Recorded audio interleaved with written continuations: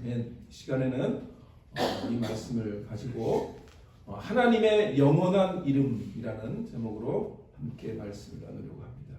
우리 한번 말씀의 제목을 따라 해볼까요? 시작! 하나님의 영원한 이름입니다. 하나님의 영원한 이름. 오늘 읽었던 본문에 하나님께서 모세에게 이렇게 말씀하시죠. 이는 나의 영원한 이름이요. 영원한 이름이요. 대대로 기억할 나의 칭혼이라. 이렇게 말씀하시는데요. 그래서 그 말씀을 키워드로 하나님의 영원한 이름이라는 말씀을 함께 나눕니다. 여러분들이 너무나 잘 아는 인도의 우화가 있습니다. 태어날 때부터 시각장애를 가진 6 남자에 대한 이야기입니다. 어느 날 그들이 근처 궁전을 방문하기로 했는데 그들이 도착했을 때 마침 코끼리가 그 궁전 앞에 있었습니다. 그래서 그들은 코끼리를 만지면서 각자 코끼리의 생김새에 대해서 말하기 시작을 했습니다. 첫째 사람이 코끼리의 옆구리를 만지면서 코끼리는 벽과 같다라고 말했습니다. 그래서 둘째 사람이 코를 만지면서 코끼리는 뱀과 같다라고 했습니다. 그래서 셋째 사람이 코끼리의 상아를 만지면서 코끼리는 참과 같다라고 말했고, 그리고 넷째 사람은 코끼리의 다리를 만지면서 코끼리는 나무와 같다 이렇게 말했습니다. 그래서 다섯째 사람이 코끼리의 귀를 만지면서 코끼리는 부채와 같다라고 했고, 마지막 6째 사람이 꼬리를 만지면서 코끼리는 밧줄과 같다라고 말했습니다. 각각 그들은 코끼리의 한 부분만을 만졌기 때문에 그들 중 누구도 코끼리가 어떤 실제 모습을 갖고 있는지 알 수 없었고요. 또한 그들이 코끼리 모습에 대해서 서로 동의할 수가 없었던 겁니다. 이 우화는 여러분 너무나 많이 들었기 때문에 잘 아는 말씀이죠. 근데 이 우화를 영적으로 우리가 생각해 보면 많은 사람들이 하나님에 대해서 하나님이 실제로 어떤 분인지에 대해서 오해를 하고 있다는 거죠. 하나님에 대한 잘못된 생각을 갖고 있다는 거죠. 내가 경험한 하나님 이런 분일 거야 라고 생각하고 신앙생활을 하는 경우가 아주 많습니다. 그거는 목사도 마찬가지일 겁니다. 그래서 성경을 바라보는 그런 관점이나 해석하는 관점이나 이런 것들이 많이 다른 거겠죠. 그러나 어느 정도의 공통적인 벗어나지 않는 범위에서는 그게 문제가 되지 않는데 하나님에 대해서 정말 잘못된 생각을 심각하게 하면 그것이 이단으로 가기도 하고 사이비로 가기도 하는 거죠. 그래서 사실은 우리가 믿는 사람들도요, 하나님에 대해서 잘못된 생각을 갖고 있는 것은 사실은 그냥 보통 문제가 아니라 사실 심각한 문제일 수 있는 거예요. 왜냐하면 하나님에 대한 잘못된 생각은 우상숭배와 같을 수 있기 때문입니다. 왜 그럴까요? 우상숭배하면 우리는 어떻게 생각하냐면 단순히 어떤 형상을 만든 그 형상에 가서 절을 하거나 또는 이교도 불교나 이슬람교나 이런 신전에 가서 절을 하는 그런 거로 생각을 할 때가 많죠. 그런데 성경에서 보면 이 우상숭배는 굉장히 의미가 다양해요. 그리고 굉장히 포괄적입니다. 하나님에 대한 진실이 아닌 것을 잘못 믿거나 하나님이 아닌 어떤 다른 것으로 바꾸려고 하는 것도 우상숭배고, 그렇기 때문에 우리가 하나님에 대해서 이 코끼리를 만지는 장님처럼 자기가 경험한 것을 하나님이라고 생각하고 신앙생활을 한다면 자칫 우상숭배와 같은 그런 오류에 빠질 수 있다. 그래서 하나님을 바로 아는 것은 우리 신앙생활에서 너무너무나 중요한 것입니다. 그리고 어떻게 보면 그것은 우리가 그리스도인이 되는 것의 본질이기도 합니다. 왜 그러냐면, 그래서 오늘 우리 성경을 하나 보시면 예수님께서 이렇게 말씀하셨어요. 요한복음 17장 3절에서 우리 한번 따라해 볼까요? 시작! 영생은 곧 유일하신 참 하나님과 그가 보내신 예수 그리스도를 아는 것입니다. 이 요한복음에서 예수님이 굉장히 중요한 말씀을 하셨고요. 굉장히 본질적인 얘기를 하셨는데 우리는 영생하면 무슨 생각을 하냐면 예수를 믿어서 영원히 사는 것 이렇게 생각을 하기 쉽습니다. 근데 영생, 왜냐하면 eternal life니까 영원히 죽지 않고 사는 것 이렇게 생각하는 건 뭐 당연할 수 있어요. 그런데 예수님은 영생을 어떻게 정의 내리셨냐면 영생이 곧 유일하신 참 하나님을 아는 거다. 그가 보내신 예수 그리스도를 아는 것이다. 라고 정확하게 정의를 내려주셨어요. 그러니까 우리가 구원받았다라고 하는 것, 그리스도인이 되었다라고 하는 게 뭐죠? 그게 영생을 얻었다라는 얘기잖아요. 그렇다면 그 영생은 단순히 지옥에 가지 않고 천국에 가는, 그래서 천국에서 하나님과 영원히 사는 그 정도의 의미가 아니라 영생 그 자체가 하나님을 아는 것이고 예수 그리스도를 잘 아는 것이다 라고 하는 그 말씀을 예수님께서 하신 거예요. 그러니까 결국 하나님을 아는 것은 우리의 기독교인의 본질적인 의미다라는 그 말씀을 드리는 겁니다. 그래서 사람들은 영생을 단순히 영원히 지속되는 생명이라고 생각하지만 성경은 더 나아가서 영생은 하나님을 아는 사람에게는 이게 뭐예요? 삶의 질적인 거다. 퀄리티라는 거예요.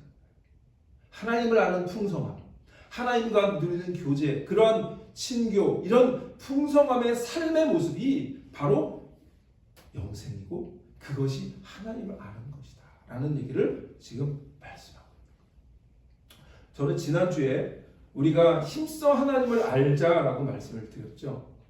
이제 우리가 하나님을 힘써 알아야 하는데 그럼 우리에게 이런 질문이 생겨요. 그러면 우리는 정말 하나님을 잘 알 수 있을까? 물론 하나님을 아는 것은 가능합니다. 아까도 말씀드린 것처럼 예수께서 분명히 영생을 우리에게 주셨고 하나님을 아는 것이 영생이고 예수 그리스도를 아는 것이 영생이라고 말씀하셨다면 우리는 예수 그리스도를 통해서 하나님을 알게 되는 거죠. 그래서 하나님을 알 수 있는 거죠. 그럼에도 불구하고 하나님을 완전히 아는 것은 불가능해요. 왜냐하면 하나님은 무한하신 분이고 우리는 유한한 존재이기 때문에 하나님을 다 알 수 없어요. 그럼에도 불구하고 또 우리가 구원을 받았기 때문에 구원받을 만큼 또 구원받은 자로서 하나님을 알고 하나님과 교제할 수 있는 만큼의 정도는 하나님을 충분히 알 수 있게 하나님께서 성경을 통해서 우리에게 자신을 드러내시고 계시하셨어요. 그게 이제 어려운 말로 계시라고 하죠. 하나님은 하나님의 자신이 누구이신지를 수없이 구약 성경도 그렇고 신약 성경도 그렇고 수없이 자신을 드러내 보이시고 자신이 어떤 존재인지 어떤 분이신지를 계속해서 이스라엘 백성을 통해서 선지자들을 통해서 또 신약 성경에는 예수님의 제자들을 통해서 예수님을 통해서 이렇게 하나님을 드러내셨죠. 그리고 궁극적으로 하나님 자신이 이 땅에 오신 분이 바로 예수님이신 거죠. 그래서 우리가 구원받고 하나님과 교제하고 예수 그리스도 안에서 예수님과 교제하는 만큼 할 수 있는 만큼을 하나님께서 우리에게 알도록 하셨다. 그러나 하나님을 다 완벽하게 그래서 누군가 나는 하나님을 너무나 잘 안다라고 말하면 그런 거짓말하는 거죠. 하나님 우리가 알 수 없어요. 다 알 수 없어요. 그러나 충분히 우리가 하나님을 누릴 수 있는 하나님과 교제할 수 있는 만큼을 알게 해주셨다는 거죠. 자, 그래서 지난주에 우리 하나님을 힘써 알아야 하는가를 우리가 나눴다면 오늘은 하나님을 어떻게 알 수 있는가에 대한 말씀을 나누려고 합니다. 오늘 우리가 읽었던 이 출애굽기 말씀은 하나님께서 자신의 이름을 최초로 밝히신 본문이 오늘 본문이죠. 그래서 자신의 이름을 밝히시면서 자기가 어떠한 분이신지를 모세에게 알려주신 처음 본문이에요. 그래서 이 본문을 통해서 오늘 우리는 그러면 하나님을 어떻게 알 수 있는지를 우리가 함께 말씀을 나누려고 합니다. 자, 그러면 하나님을 어떻게 우리가 알 수 있을까요? 아까 말씀드린 것처럼 우리는 하나님을 완전히 알 수 없어요. 다 알 수 없어요. 그리고 우리가 또 하나는 우리 스스로 우리의 노력으로 하나님을 알 수도 없어요. 하나님을 찾을 수도 없어요. 하나님을 믿을 수도 없어요. 왜냐하면 모든 인간이 하나님을 떠난 죄인이기 때문에 하나님을 알 수가 없고 하나님을 찾을 수도 없고 하나님을 믿을 수도 없습니다. 그래서 아까 말씀드렸던 계시, 하나님이 자신을 드러내 보이시는 것, 우리에게 오셔서 내가 누구다라고 말씀하시는 그 하나님의 계시가 필요한 거죠. 하나님께서 먼저 우리에게 찾아오셨고 하나님의 자신을 드러내 보이심으로 우리 인간은 하나님을 이제 만날 수 있게 됐고 하나님을 알 수 있게 됐고 하나님으로부터 구원을 얻을 수 있게 된 것, 그것이 복음인 줄 믿으시기를 바랍니다. 아멘. 이것을 하나님께서 계시라고 우리에게 계시로 알려주시는 거예요. 그러면 하나님은 어떻게 자신을 드러내셨을까요? 수많은 이 구약성경, 신약성경을 통해서 하나님 계속해서 자신을 드러내셨는데 오늘 이 본문을 통해서 우리가 깨닫게 되는 것은 하나님은 자신의 이름을 통해서 하나님 자신을 드러내신 거예요. 그래서 우리가 하나님을 가장 잘 알 수 있는 방법 중에 하나는 하나님의 이름을 아는 거예요. 하나님의 이름을 통해서 아는 거예요. 우리가 상대방 우리 모르는 분을 처음 만나면 어떻게 성함이 어떻게 되세요? 이렇게 묻잖아요. 왜 그러죠? 그 이름을 통해서 이 사람이 김씨인지 박씨인지 뭐 최씨인지 조씨인지 다 그것을 우리가 알면서 그러면 여기는 무슨 박씨고 무슨 이렇게 되면서 그 사람을 알게 되잖아요. 그러니까 이름이 그만큼 그 사람의 정체성 아이덴티티를 얘기하는 거거든요. 그래서 하나님도 성경에서 자신의 이름을 많은 이름을 드러내 보이셨어요. 성경의 학자들은 하나님의 이름이 구약 성경에만 또 한 80여 가지로 이렇게 불리우는 이름이 있다고 그렇게 학자들이 얘기를 하는데 우리가 그걸 다 찾아볼 수는 없지만 그러나 하나님의 이름 중요한 이름들을 몇 가지씩 이렇게 찾아보면서 우리가 이제 다음 주부터는 그 하나님의 이름을 통해서 하나님을 힘써 알고자 이렇게 우리가 여러분들과 함께 말씀을 나누려고 합니다. 자, 하나님의 이름을 통해서 그러면 우리가 하나님을 알 수 있도록 하셨는데요. 우리가 그분의 이름을 통해서 하나님을 알 수 있다면 성경에 묘사된 많은 칭호와 이름은 마치 뭐와 같으냐면 다이아몬드에 빛이 비추면 그 다이아몬드가 어떻게 되죠? 스펙트럼처럼 많은 빛을 비추게 됩니다. 그래서 우리는 이 하나님의 성경에 나온 하나님의 이름은 마치 이 다이아몬드의 여러 빛이 스펙트럼처럼 반사되는 것과 같은 의미를 갖고 있는 거예요. 우리는 그분의 이름을 통해서 하나님을 더 잘 알게 되는데 사람이 이 빛을 우리가 빛의 정체를 밝히려면 빛이 보통 한 7가지 정도 이렇게 색깔이 있다고 그러잖아요. 그래서 그 7가지 색깔이 합쳐지면 무슨 색이 되죠? 흰색이 된다. 근데 이 흰색을 육안으로는 바라볼 때 이 빛의 흰색을 볼 때 그 안에 있는 그 7가지 색깔도 우리가 알 수가 없죠.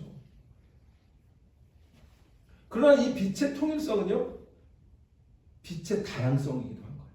그러니까 하나님이 삼위일체 하나님이신데 결국 하나님은 또 한 분이시잖아요. 그러니까 우리가 하나님의 그 수많은 구약 성경과 신약 성경에 나타난 하나님의 이름은 하나님의 놀라운 다양성과 마치 그 빛이 다이아몬드의 빛이 비추었을 때 스펙트럼처럼 반사되어지는 놀라운 하나님의 영광스러운 이름이고 그분의 본질적인 하나님의 성품을 드러내는 수많은 이름이라고 하는 거죠. 그래서 그 이름을 우리가 잘 알 필요가 있어요. 여러분 신앙생활하면서 그래도 몇 가지 중요한 이름들은 많이 들어보셨잖아요. 그런 이름들은 우리가 알지만 사실 성경을 읽으면서 하나님의 이름만 포커스해가지고 쭉 한번 성경을 봐도요 얼마나 은혜로운지 몰라요. 하나님의 이름 속에 하나님의 놀라운 성품과 하나님의 놀라운 그 본성이 드러나기 때문에 하나님이 어떤 분인지 알기 위해서 우리는 하나님의 이름을 함께 살펴보려고 합니다. 그래서 결론적으로 말하면 하나님의 이름을 아는 것이 하나님이 어떤 분이신지 아는 것의 출발점이라는 거예요. 그래서 오늘은 이 하나님의 이 출애굽 본문을 통해서 하나님의 이름을 아는 것이 왜 중요한지, 어떤 의미가 있는지 함께 나누려고 합니다. 그리고 다음 주부터는 하나님의 구체적인 이름들을 몇 가지만 중점적으로 살펴보려고 합니다. 자, 그러면 우리가 하나님의 이름을 왜 알아야 할까? 그러면 하나님의 이름을 안다는 것은 무슨 의미가 있는가? 첫 번째는요, 우리는 하나님의 이름을 알 때 하나님을 더 잘 이해하게 돼요.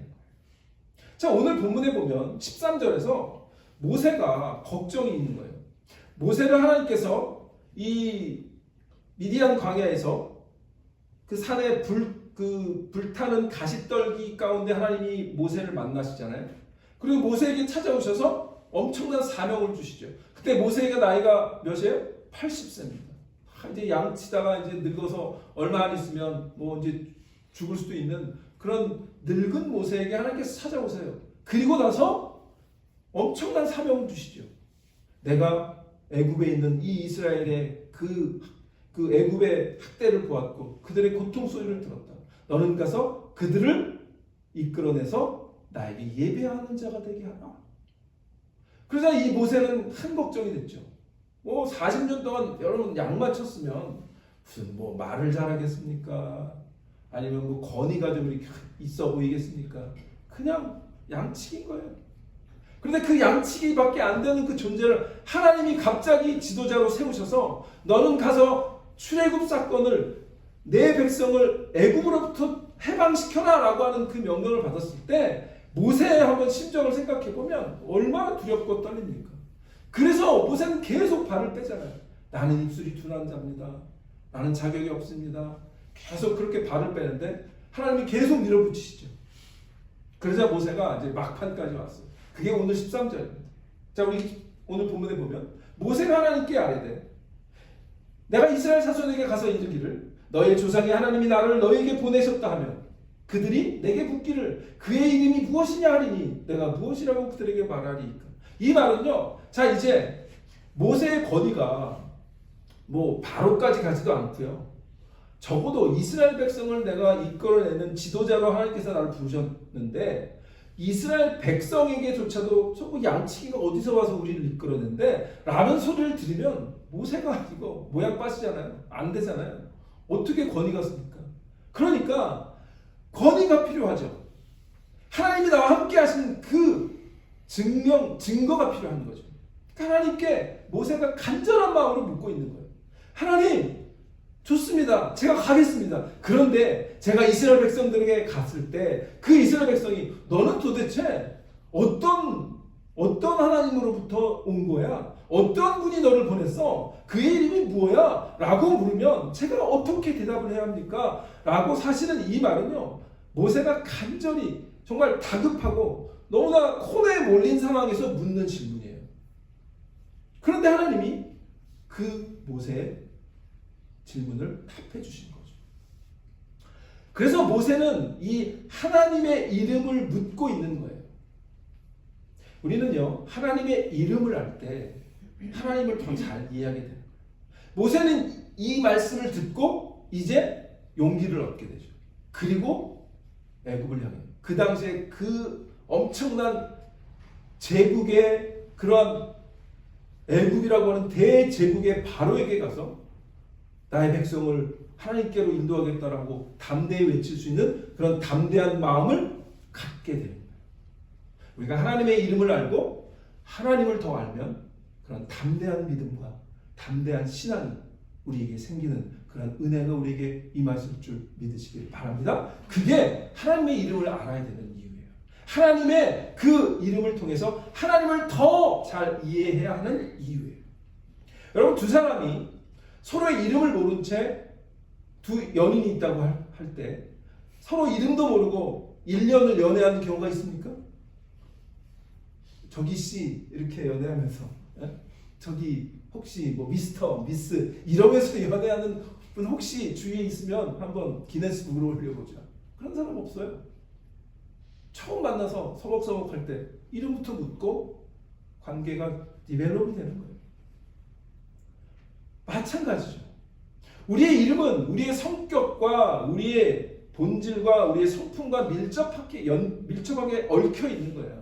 우리의 이름을 아는 사람만이 우리를 진정으로 사랑하고 이해할 수 있는 거예요. 이건 하나님과의 관계에서도 마찬가지인 거죠. 그럼 우리가 많은 사람들이 성경에서 하나님을 부르는 많은 이름에 익숙해져 가지고 하나님을 알고 하나님을 더 알고자 하는데 시간을 들이지 않는 거죠. 구약 성경에는요, 하나님의 이름에 세 가지 중요한 이름이 있습니다. 첫 번째는 보통 한글 성경에 하나님이라고 이렇게 번역된 거가 히브리어로는 엘로힘이에요. 이건 복수인데요.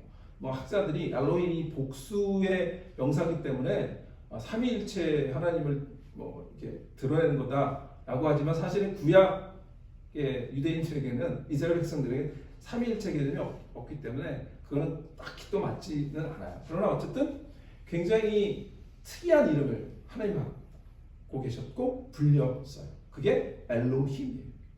그래서 우리 성경에는 하나님이라는 이름이에요. 자, 그 다음에 주 또는 주 여호와 이렇게 함께 나올 때 그 이름은 야훼. 그게 오늘 우리 출애굽기 3장에 있는 나는 스스로 있는 자 아니라 라고 하는 I am who I am. I am that I am 이라고 하는 나는 나야 라고 말씀하시는 그 하나님, 나는 스스로 있는 자다 라고 하는 말씀의 그 히브리어 원어가 야훼예요. 뭐라고요? 야훼. 예. 그 다음에 마지막으로 또 대표적인 그 세 가지 이름 중에 하나가 주님이라고 불릴 때가 있어요. 주님 또는 주인이라고 불릴 때가 있는데 그 말은 아도나이라고 하는 말이에요. 아도나이. 그래서 이 세 가지 이름이 사실은 제일 많이 구약 성경에 하나님의 이름으로 등장해요. 그 외에도 하나님의 이름은 아까 말씀드린 것처럼 80여 개 정도로 하나님의 이름으로 불리기도 하고 하나님의 별칭으로 불리기도 하고 그렇게 수많은 그런 하나님의 이름이 있습니다. 어찌됐든 우리가 하나님의 이름을 알 때 하나님을 더 잘 이해하게 된다는 말씀. 하나님의 마음을 닮은 사람, 우리가 지난주에 다윗의 말씀을 잠깐 나눴었는데 다윗, 하나님의 이름을 아는 자는 하나님을 의지한다라고 말씀을 우리 지난주에 했었잖아요. 그러니까 하나님의 이름을 다윗은 너무나 잘 알았던 자예요. 그런데 재밌는 건 다윗도 수많은 별칭이 있어요. 우리가 다윗을 더 잘 이해하려면 다윗의 타이틀을 공부하는 게 도움이 됩니다. 다윗은 목자로도 불렸고요.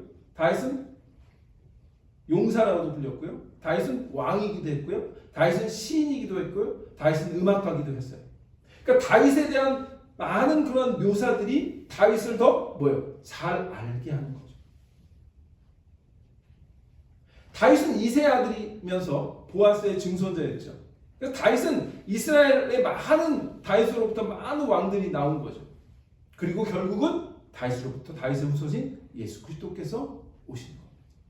이렇게 하나님의 이름을 알 때에 우리는 하나님을 더 잘 아는 거예요. 다윗의 이름을 알 때 다윗을 더 잘 아는 것처럼 하나님의 이름을 많이 알수록 하나님을 더 알게 되고 하나님의 성품이 더 우리에게 친밀하게 다가오게 되는 거예요.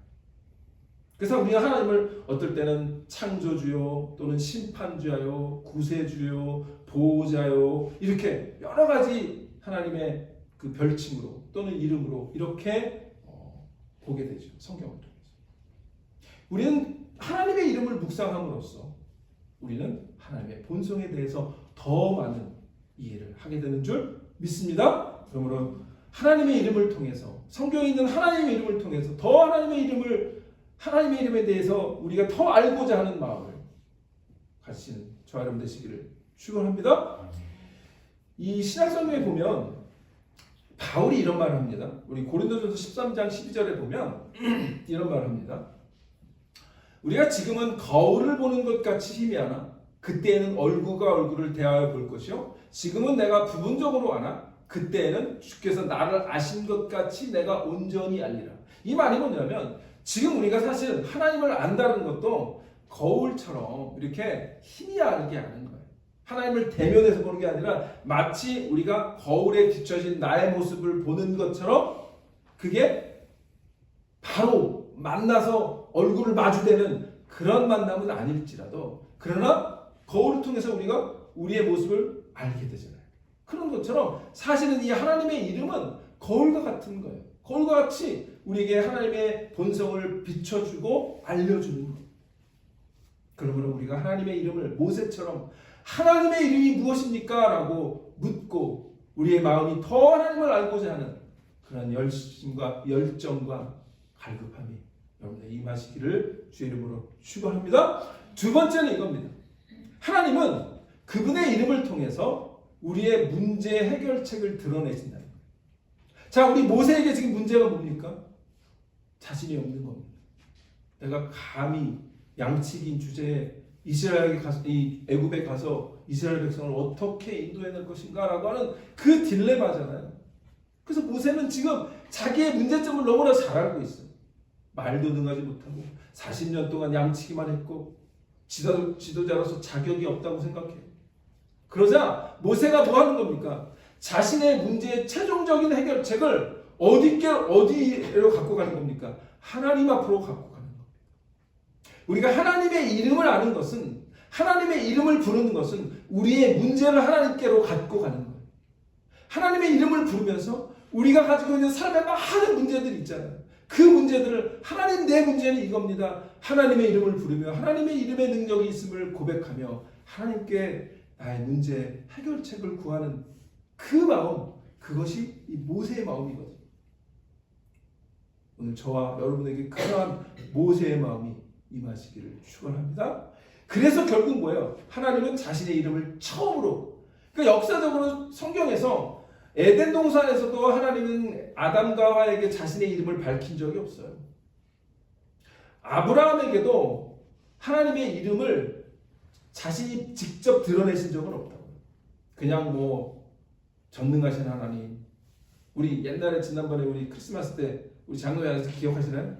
전능하신 하나님 이름 기억하세요? 엘 기뻐르. 기억 안 나시죠? 잊어버리셨죠? 네. 엘 기뻐르. 뭐죠? 전능하신 하나님. 그러니까 이 아브라함에게 전능하신 하나님 엘 기뻐르 이렇게 불리기도 했지만 그게 하나님 자신이 나타나셔서 내 이름은 나는 스스로 있는 자 이렇게 드러내신 적은 없거든요. 그러니까 이 모세 출애굽기 3장에 있는 사건은요 굉장한 사건인 거죠. 모세에게 하나님 자신을 완전히 드러내고 있는 그런 사건이거든요. 그러니까 우리가 모세가 하나님 나 문제가 이겁니다 라고 하나님 앞에 나왔을 때 하나님 이름을 알려주세요 라고 했을 때 하나님이 자신의 이름을 걸고 너의 문제를 내가 해결해 주겠다 라고 말씀하시는 하나님 놀라운 은혜인 줄 믿으시기를 바랍니다. 그래서 하나님의 이름이 우리 앞에 드러날 때 우리의 문제가 해결되고 그리고 우리의 아픔이 고침을 받고 우리의 삶의 모든 문제들이 온전히 해결되어지는 그런 은혜가 임하는 줄 믿습니다. 하나님의 이름이 펼쳐질 때마다 하나님의 백성은 새로운 힘과 원천을 얻는 거예요. 그래서 모세는요 이 이후로 하나님의 이름에 대해서 많이 알게 돼요. 자, 우리 성경을 보면요 출애굽기 15장 26절에 보면 출애굽기 15장 26절에 보면 이르시되 너희가 너희 하나님 나 여호와의 말을 들어 순종하고 내가 보기에 의를 행하여 내 계명에 귀를 기울이며 내 모든 규례를 지키면 내가 애굽 사람에게 내린 모든 질병 중 하나도 너희에게 내리지 아니하리니 나는 너희를 치료하는 여호와이니라 라고 말씀하죠. 치료하는 여호와 라파. 네. 그런 말씀을 이제 모세는 여호와 라파라고 하는 또 다른 하나님의 이름을 듣게 돼요. 그러니까 점점 모세에게 하나님은 자신을 조금씩 더 드러내시고 자신의 이름을 밝히고 계시는 거죠. 이게 뭐냐면 하나님과의 모세의 관계가 점점 깊어져 가고 있는 거예요. 저는 여러분에게 이런 은혜가 임하시기를 주님의 이름으로 축원합니다. 하나님의 이름을 조금씩 더 알아가는 거예요. 하나님의 이름을 알아갈수록 우리의 하나님과의 교제가 점점 깊어져 가는 거예요. 그런 은혜를 간구하시기를 바랍니다. 그 다음에 또 이제 모세뿐만 아니라 이제 그 이후에 많은 그런 하나님의 지도자들에게도 하나님의 이름을 드러내요. 그 중에 이제 사사기에 보면 여러분 잘 아는 기드온이라고 하는 사사가 있죠. 그 기드온에게도 하나님이 하나님의 이름을 드러내는데 어떤 이름이냐면 자 우리 사사기 6장 24절 말씀인데요. 기드온이 여호와를 위하여 거기서 제단을 쌓고 그것을 여호와 샬롬이라고 하였더라. 그것이 오늘까지 아비메셀 사람에게 속한 오브에 있더라. 자, 여기에 하나님의 이름이 뭘로 등장해요? 여호와 샬롬. 이 말씀이 결국 뭐예요? 이제 우리가 서로 그리스도인들이 인사할 때 샬롬 인사하는 거죠. 하나님의 평강의 하나님. 예. 그래서 기드온은 하나님을 여호와 샬롬으로 배우는 거예요. 그래서 두려움과 확신이 없는 이 청년에게 평강의 하나님께서 그 마음에 평강을 주시면서 담대히 나가서 이 이방 족속들을 쳐부시는 그런 위대한 지도자가 될 수 있도록 기드온에게 힘을 주신 거죠. 이렇게 하나님의 이름에는 놀라운 은혜가 그 이름을 배우고 그 이름을 알고자 하는 자에게, 그리고 그 이름을 깨닫는 자에게 우리의 문제가 해결되고 우리의 어려움들이 다 하나님의 은혜 가운데 잘 형통되어지는 그런 은혜가 임하시는 줄 믿으시기를 바랍니다. 하나님께서 이 위기의 이런 순간에 다양한 자신의 이름으로 하나님은 자신을 드러내세요. 그리고 자신의 백성에게 어떻게 도우실지를 알려주시는 거예요. 그래서 하나님의 이름은 하나님이 어떻게 우리를 도우시는 분인지를 드러내는 거죠. 하나님의 그 놀라운 본성과 속성과 많은 하나님의 모습을, 하나님이 어떤 분이신지를 알게 돼요. 때때로요, 왜 우리가 나에게 이런 문제가 있을 때 나만 왜 이렇게 어려움을 겪을까, 이런 고민에 빠질 때가 있잖아요. 이제 우리가 그게 이제 깊어진 뭐냐면 자기 연민에 빠지죠. 영어로 보면 셀프 피디. 그게 사실은 우리 신앙생활에 굉장히 적이에요. 자기 연민에 빠지면 어떻게 보면 약이 없을 때가 많아요. 한없이 자기 피해 의식과 나만 이렇다라고 하는 어떤 그런 것 때문에 신앙의 성장이 없거든요. 그럴 때 지금 모세가 그런 거거든요. 왜 나를 부르셔서 이 40년 동안 양만 치던 나를 부르셔서 나에게 이렇게 딜레마를 주십니까? 그런 셀프피디에 빠진 그에게 하나님이 찾아오신 겁니다. 그리고 자신의 이름을 드러내면서 그를 완전히 새로운 존재로 바꾸시는 그런 사건이 오늘 본문입니다. 아무쪼록 우리가 하나님의 이런, 혹시 우리의 삶 가운데 그렇게 연민에 빠지기도 하고 어려움을 겪을 때 왜 하나님이 이런 나에게 어려움을 주실까라고 할지라도 그때 하나님을 바라보고 하나님의 이름을 찾고, 그리고 하나님의 놀라운 그런 은혜가 하나님 이름으로부터 우리에게 임하실 것을 믿는 그런 믿음을 갖고 나아가는 저와 여러분 되시기를 축원합니다. 마지막으로요, 하나님의 이름을 우리가 왜 아는 것이 중요하냐? 하나님의 이름을 통해서 역사 속에 하나님을 만나게 됩니다. 자, 여러분, 역사가 뭡니까? 역사는 사람들이 지내온 그런 스토리들이죠. 그 스토리 속에는 개인의 역사이기도 하고, 그 개인이 다 합하면 민족의 역사가 되기도 하고, 우리 가족의 역사가 되기도 하고, 어떤 공동체의 역사가 되기도 하는 거죠. 하나님은 그냥 아무런 어떤 우리의 삶에 의미가 없는 것이 아니라 하나님께서 자신의 이름을 드러내면서 우리를 도우실 때는 이 역사 속에 살고 있는 우리 가운데 임하시는 거예요. 그래서 오늘 읽었던 이 15절에 보세요. 15절에 보면 하나님이 모세에게 이르시되 너는 이스라엘 자손에 이같이 이르기를, 그러면서 너의 조상의 하나님 여호와.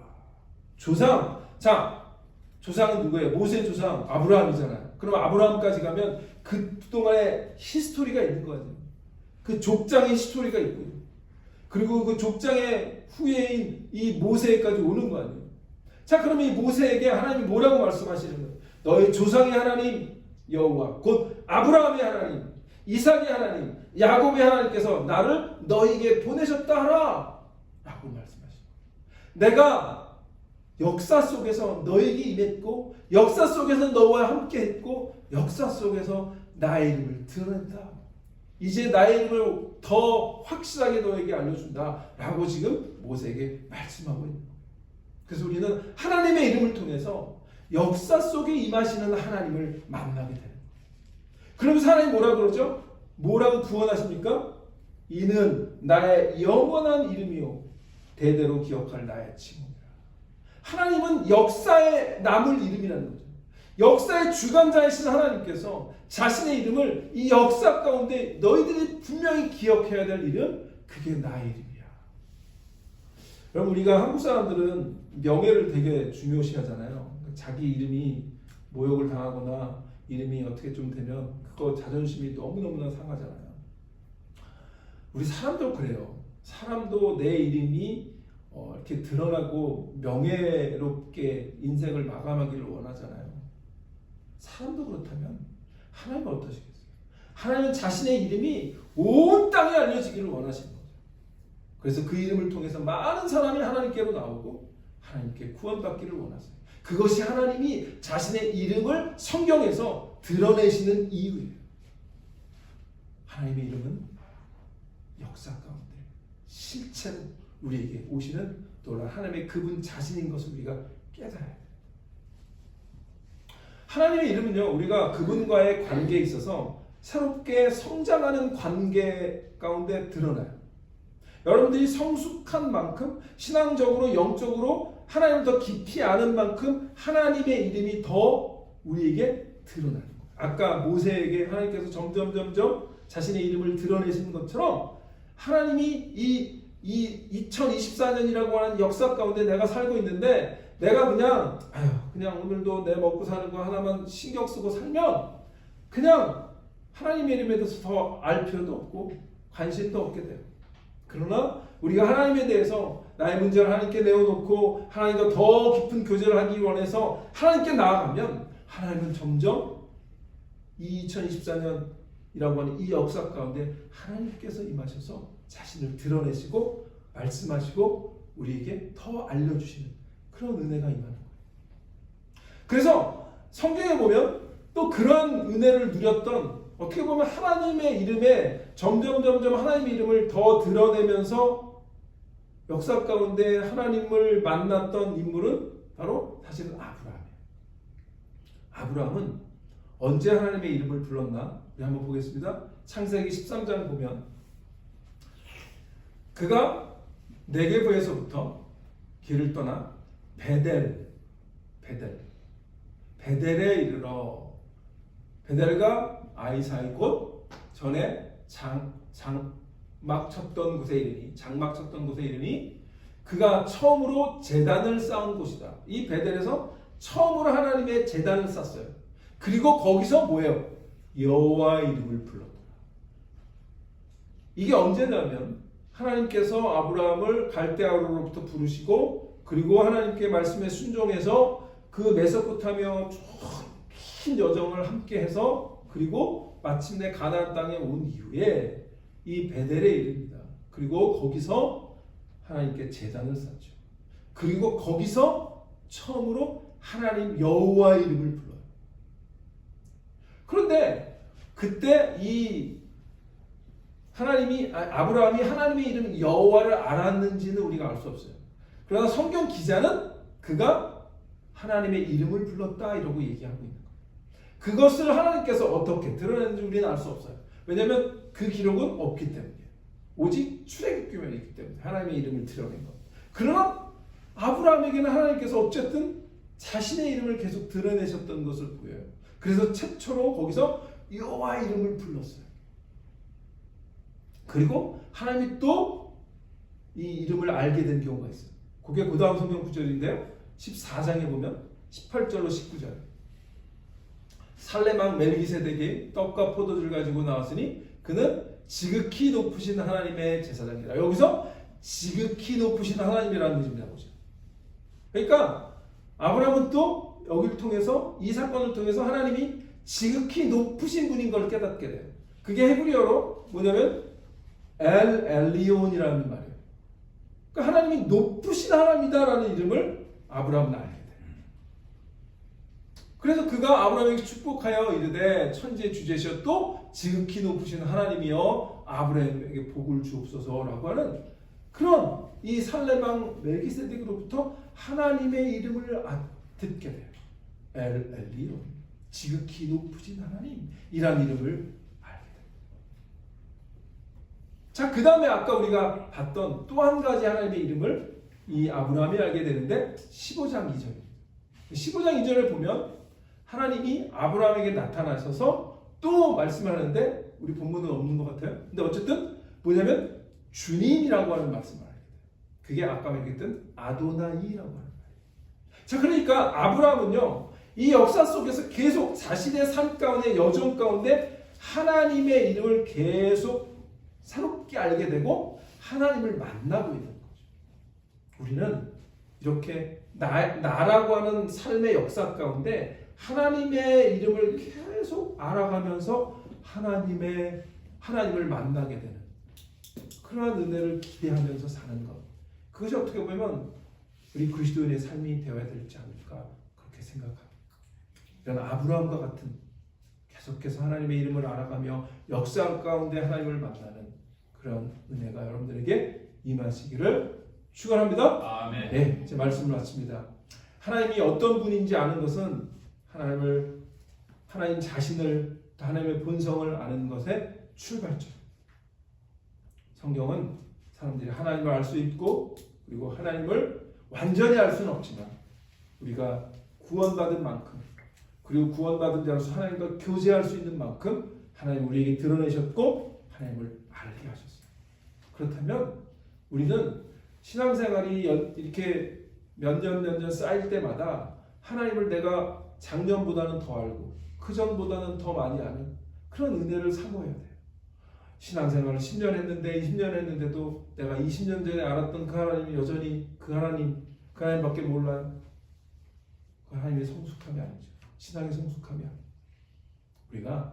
우리 신앙이 연수가 더 할수록 하나님을 더 알게 되는, 하나님의 이름을 더 알게 되는, 그래서 하나님의 더 그 깊은 은혜를 체험하고 우리의 문제도 하나님께서 해결해 주신 것도 체험하고 그러한 하나님의 은혜와 하나님의 놀라운 성품을 경험하는 그런 저 여러분 되시기를 간절히 축원합니다. 기도하겠습니다.